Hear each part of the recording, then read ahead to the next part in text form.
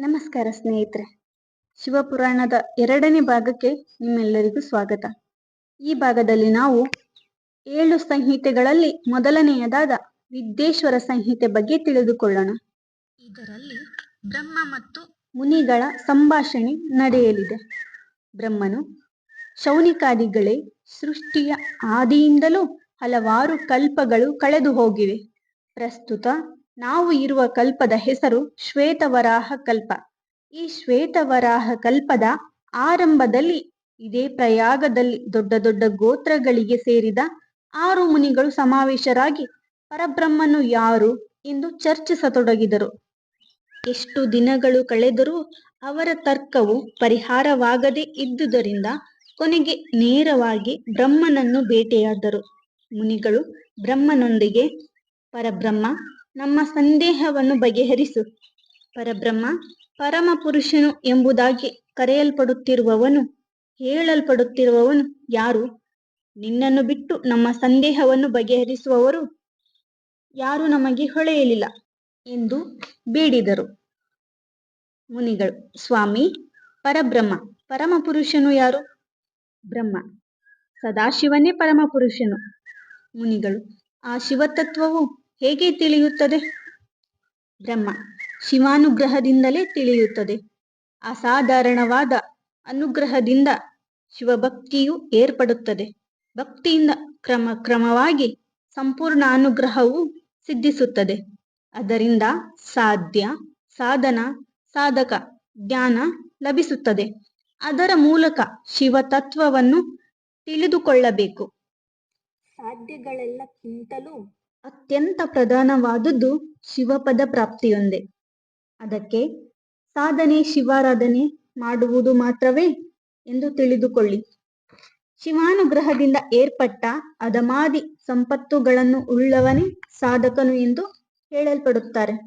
ವೇದಗಳಲ್ಲಿ ಹೇಳಿದಂತೆಯೂ ತನ್ನ ಕುಲ, ಮತ, ಆಚಾರ, ವ್ಯವಹಾರಗಳಿಂದಲೂ ತನ್ನ ಆಶ್ರಮ, ಧರ್ಮ, ನಿರ್ಣಯಗಳಿಗೆ ಅನುಗುಣವಾಗಿಯೂ ಕರ್ಮಾಚರಣೆಯನ್ನು ನಡೆಸುತ್ತಾ ಆ ಸರ್ವ ಕರ್ಮಗಳ ಫಲಗಳೆಲ್ಲವನ್ನೂ ಶಿವಾರ್ಪಣೆ ಮಾಡುತ್ತಿರುವ ಸಾಧಕನು ಜನ್ಮ ಜನ್ಮಾಂತರಗಳಲ್ಲಿಯೂ ಶಿವನ ವಾಸಸ್ಥಾನವಾದ ಕೈಲಾಸ ಪದವನ್ನು ಪಡೆಯುತ್ತಾನೆ ಎನ್ನುವುದರಲ್ಲಿ ಯಾವುದೇ ಸಂದೇಹವಿಲ್ಲ.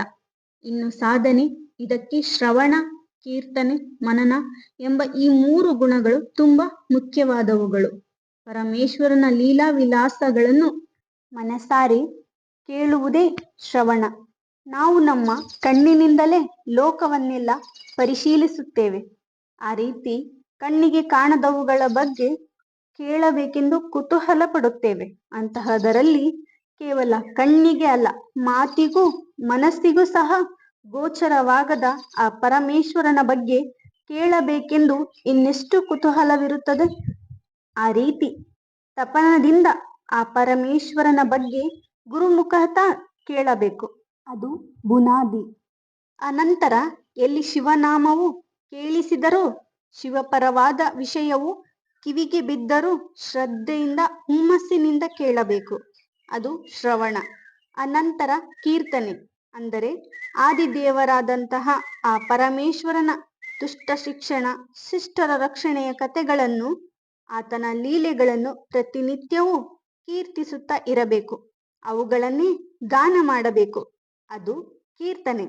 ಇನ್ನು ಮನನ, ಕೇವಲ ಮನೋಗತವಾಗಿ ಆ ಕೈವಲ್ಯದಾಯಕನನ್ನು ಭಾವಿಸುವುದು, ಅರ್ಚಿಸುವುದು ಎಂಬುವಂತಹದೇ ಮನನ. ಈ 3ಕ್ಕೂ ಮೂಲ ಸಜ್ಜನರ ಸಾಂಗತ್ಯ. ಪ್ರತಿದಿನವೂ ವೃದ್ಧರು, ಜ್ಞಾನಿಗಳು, ಸದ್ಬುದ್ಧಿಯುಳ್ಳವರು ಆದಂತಹವರೊಂದಿಗೆ ಸಂಚರಿಸುವುದು. ಅವರೊಂದಿಗೆ ಇರುವುದರಿಂದಲೂ 4 ಒಳ್ಳೆಯ ಮಾತುಗಳನ್ನು ಕೇಳಲಾಗುತ್ತದೆ. ಈ ರೀತಿಯಾಗಿ ಶಿವಪರವಾದ ಶ್ರವಣವು ಆರಂಭವಾಗುತ್ತದೆ. ಅದನ್ನು ಕೇಳುತ್ತಿರುವಂತೆಯೇ ಕೀರ್ತನೆಗೆ ಬುನಾದಿಯು ದೃಢವಾಗುತ್ತದೆ. ಕೀರ್ತನೆಯು ಪರಿಪಕ್ವ ಸ್ಥಿತಿಗೆ ತಲುಪುತ್ತಿದ್ದಂತೆಯೇ ಮನನಕ್ಕೆ ಬೀಜ ಬಿತ್ತುವುದು, ಮನಸ್ಸು ಮನನೋನ್ಮುಖವಾಗುವುದು ಸಿದ್ಧಿಸುತ್ತವೆ. ಅದರಿಂದ ಶ್ರವಣ, ಕೀರ್ತನೆ, ಮನನ ಎಂಬ ಈ 3 ಕ್ರಮವಾಗಿ ಒಂದಕ್ಕಿಂತಲೂ ಮತ್ತೊಂದು ಉತ್ಕೃಷ್ಟವಾದುದೆಂದು ತಿಳಿಯಬೇಕು. ಇಷ್ಟಕ್ಕೂ ಅಲ್ಪ ಸ್ವಲ್ಪ ಶಿವಾನುಗ್ರಹ ಇದ್ದರೇನೆ ಹೊರತು ಯಾವುದೂ ಸಿದ್ಧಿಸುವುದಿಲ್ಲ ಎಂದು ಹೇಳಿ ಮತ್ತೆ ಸೂತರು ಶಿವಪುರಾಣವನ್ನು ಈ ರೀತಿ ಮುಂದುವರೆಸಿದರು. ಮಹರ್ಷಿಗಳೇ, ಒಮ್ಮೆ ನಮ್ಮ ಗುರುಗಳಾದ ವ್ಯಾಸರು ಸರಸ್ವತಿ ನದಿ ತೀರದಲ್ಲಿ ತಪಸ್ಸನ್ನು ಆಚರಿಸುತ್ತಿರಲು ಅಲ್ಲಿಗೆ ಸನತ್ಕುಮಾರರು ಆಗಮಿಸಿದರು. ವ್ಯಾಸರು ಆತನಿಗೆ ಅರ್ಘ್ಯವನ್ನು ಕೊಟ್ಟು ಸತ್ಕರಿಸಲು ಅದಕ್ಕೆ ಸಂತುಷ್ಟನಾದ ಸನತ್ಕುಮಾರನು ಸಾತ್ಯವತೆಯ ಸತ್ಯವಾದುದನ್ನೇ ಸದಾ ಧ್ಯಾನಿಸಬೇಕು. ಶಿವನಿಗೆ ಮೀರಿದ ಸತ್ಯವಿಲ್ಲ. ಆದ್ದರಿಂದ ನಿನ್ನಂತಹವನು ಶಿವನ ಸಾಕ್ಷಾತ್ಕಾರವನ್ನು ಪಡೆಯಬೇಕಿದೆ. ಇಷ್ಟಕ್ಕೂ ನೀನಿಲ್ಲಿ ಏತಕ್ಕಾಗಿ ತಪಸ್ಸನ್ನು ಮಾಡುತ್ತಿದ್ದೀಯಾ ಎಂದು ಕೇಳಿದರು. ಅದಕ್ಕೆ ಉತ್ತರವಾಗಿ ವ್ಯಾಸರು, ಸ್ವಾಮಿ, ನಾನು ಧರ್ಮಾರ್ಥ ಕಾಮ ಮೋಕ್ಷಗಳೆಂಬ ಚತುರ್ವಿಧ ಪುರುಷಾರ್ಥಗಳನ್ನು ಸಿದ್ಧಿಸುವ ವಿಧಿ ವಿಧಾನಗಳೆಲ್ಲವನ್ನೂ ಗ್ರಂಥಸ್ಥ ಮಾಡಿದೆನು. ಆದರೆ ಇಷ್ಟು ಮಾಡಿದರೂ ಸಹ ನನಗೆ ಇಲ್ಲಿಯವರೆಗೂ ಮುಕ್ತಿ ಸಾಧನವಾದ ಜ್ಞಾನವು ಉಂಟಾಗಲಿಲ್ಲ. ಆ ಚಿಂತೆಯಿಂದಲೇ ಮೋಕ್ಷಾರ್ಥಿಯನ್ನು ತಪಸ್ಸು ಮಾಡುತ್ತಿದ್ದೇನೆ ಎಂದು ಹೇಳಿದನು. ಆಗ ಸನತ್ಕುಮಾರರು ಮುಗುಳ್ನಗೆಯನ್ನು ನಕ್ಕರು. ಅದಕ್ಕೇಕೆ ಚಿಂತಿಸುತ್ತೀಯಾ? ಒಂದೊಮ್ಮೆ ನಾನು ಸಹ ಈ ರೀತಿ ಚಿಂತಿಸಿ ಮಂದರಾದ್ರಿ ಪರ್ವತದ ಮೇಲೆ ತಪಸ್ಸನ್ನು ಮಾಡಿದೆನು.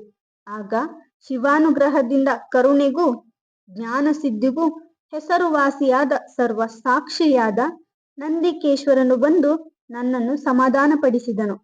ಆತನು ಶ್ರವಣ, ಕೀರ್ತನೆ, ಮನನ ಎಂಬ 3 ಗುಣಗಳಿಂದಲೇ ಮುಕ್ಕಣ್ಣನ ದಯೆಯು ಅದರಿಂದ ಪರಮಪದವನ್ನು ತಲುಪಬಲ್ಲೆವೆಂದು ಬೋಧಿಸಿದನು. ಅದರಿಂದಲೇ ಎಲೈ ಪರಾಶರ ನಂದನ, ನೀನು ಸಹ ಅದೇ ರೀತಿ ಶ್ರವಣ, ಕೀರ್ತನೆ, ಮನನಗಳನ್ನು ಅನುಸರಿಸಿ ಅನ್ಯ ಚಿಂತನೆಯನ್ನು ವಿಸರ್ಜಿಸಿ ಪ್ರಶಾಂತ ಚಿತ್ತನು ಮೋಕ್ಷಗಾಮಿಯೂ ಆಗು ಎಂದು ಹೇಳಿ ಅನುಚರ ಸಹಿತನಾಗಿ ಸ್ವಕೀಯ ವಿಮಾನರೂಢನಾಗಿ ಬ್ರಹ್ಮಲೋಕದ ಮಾರ್ಗವಾಗಿ ಹೊರಟು ಹೋದನು. ಅದರಿಂದ ಶ್ರವಣಾದಿ ಸಾಧನೆಗಳೇ ಮುಕ್ತಿಗಳೆಂದು ನಾವೆಲ್ಲರೂ ತಿಳಿದುಕೊಳ್ಳಬೇಕು ಎಂದು ಸೂತ ಮಹರ್ಷಿಗಳು ಹೇಳಿದರು. ಆಗ ಶೌನಕಾದಿ ಮಹರ್ಷಿಗಳು, ಎಲೈ ಸೂತ ಮಹರ್ಷಿಗಳೇ, ನೀವು ಹೇಳಿರುವುದು ತುಂಬಾ ಚೆನ್ನಾಗಿದೆ. ಆದರೆ ಆ ಸಾಧನೆಯು ತುಂಬಾ ಸಮಯವನ್ನು ತೆಗೆದುಕೊಳ್ಳುತ್ತದೆ. ಕೃತ ತ್ರೇತಾಯುಗಗಳಲ್ಲಿ ಅದು ಸಾಧ್ಯ. ದ್ವಾಪರ ಯುಗದಲ್ಲಿ ಸಹ ಕಷ್ಟಪಟ್ಟರೆ ಸಾಧಿಸಿಕೊಳ್ಳಬಹುದಾಗಿತ್ತು. ಆದರೆ ಈ ಕಲಿಯುಗದಲ್ಲಿ ಮಾನವರು ತೀರಾ ಅಲ್ಪಾಯುಷಿಗಳಾಗಿರ್ತಾರಲ್ಲವೇ? ಮತ್ತೆ ಅಂತಹ ಅತ್ಯಲ್ಪ ಕಾಲ ಜೀವಿಗಳಿಗೂ ಸಹ ಮೋಕ್ಷವು ಲಭಿಸಲು ಸುಲಭೋಪಾಯವೇನು ಇಲ್ಲವೇ ಎಂದು ಕೇಳಿದರು. ಇನ್ನು ಮುಂದಿನ ಭಾಗದಲ್ಲಿ ಮುಂದಿನ ಕಥೆಗಳನ್ನು ಹೇಳುತ್ತೇನೆ. ಈ ವಿಡಿಯೋ ನಿಮ್ಗೆಲ್ಲರಿಗೂ ಇಷ್ಟ ಆಗಿದೆ ಅಂದ್ಕೊಳ್ತೀನಿ. ಈ ವಿಡಿಯೋ ನಿಮಗೆ ಇಷ್ಟ ಆಗಿದ್ರೆ ಲೈಕ್ ಮಾಡಿ, ಕಮೆಂಟ್ ಮಾಡಿ, ನಿಮ್ಮ ಅನಿಸಿಕೆಗಳನ್ನು ನನಗೆ ತಿಳಿಸಿ.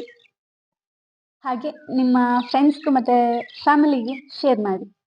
ಮತ್ತು ತಪ್ಪದೆ ನನ್ನ ಚಾನಲ್ನ ಸಬ್ಸ್ಕ್ರೈಬ್ ಮಾಡಿ. ಧನ್ಯವಾದಗಳು. ನಮಸ್ಕಾರ.